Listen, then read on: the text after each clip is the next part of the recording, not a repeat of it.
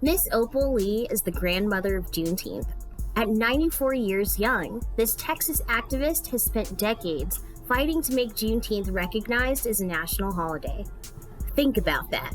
94 years ago, Miss Opal was born just 3 generations after the first Juneteenth. Just imagine what she's seen in the last 94 years. She truly is living history. Miss Opal Lee, from all of us, we want to thank you for the work that you've done. Today, Miss Opal Lee is doing a walk in Fort Worth, Texas, and she was very kind enough to share an important message with all of you this Juneteenth. I'm Opal Lee, a 94-year-old who gets in everybody else's business, and I'm enjoying it. I'm wanting to talk to you about Juneteenth and its significance for everyone. You see, Gordon Granger, a general, made his way to Galveston, Texas with maybe 7,000 colored troops from New York and Illinois to tell the enslaved people, and there were 250,000 of them in Texas, that they were free. Now, these people had waited and waited at churches on New Year's Eve, waiting for freedom. Oh, how they waited. And how long they had waited. They still have watch night services now. But when General Granger nailed that General Order Number 3 to what's now Reedy Chapel, African Methodist Episcopal Church, and those people came in from their work and somebody read that to them, they started celebrating, and we've been celebrating ever since. Now, for Dr. Ronald Myers, who started Juneteenth, NJOF, the National Juneteenth Observance Foundation, is responsible for at least 43 states having a festival about Juneteenth. He was a medical doctor, a jazz musician, and a Baptist minister, all rolled into one. You need to know that when the enslaved were free, they'd been told in that general order that they were to stay and work for wages.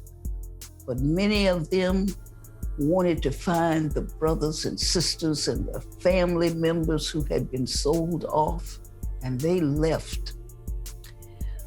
I guess those of them who had not had relatives leave on the Underground Railroad.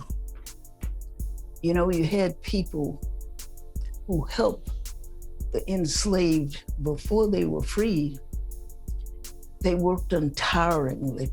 People like the Quakers and Lord Garrison and Frederick Douglass and Harriet Tubman and Sojourner Truth and John Brown, and those people worked together to take the enslaved, the Underground Railroad going north. But there was an Underground Railroad that went to Mexico because Mexico no longer had it slaves. They had been freed long before the Texas enslaved people were freed. Now, I want you to know that we're gonna have a caravan. Our caravan starts, and I do 2.5 miles. I walk, and the cars follow me.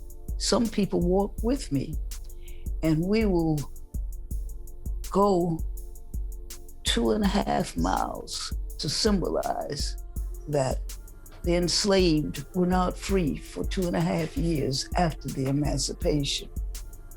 And a caravan this year is going to be nationally televised. So if we start at 10 o'clock in Texas, the people in California start at 8, and in Atlanta and Philadelphia and Baltimore, they start so that we start at the same time. It'll be nationally televised, and people all over the nation, in some parts of the world, will see how freedom, how we can work together to make freedom for all. I don't want you to think it's a Black thing. I don't want you to think it's a Texas thing. Because when the enslaved left Texas, they took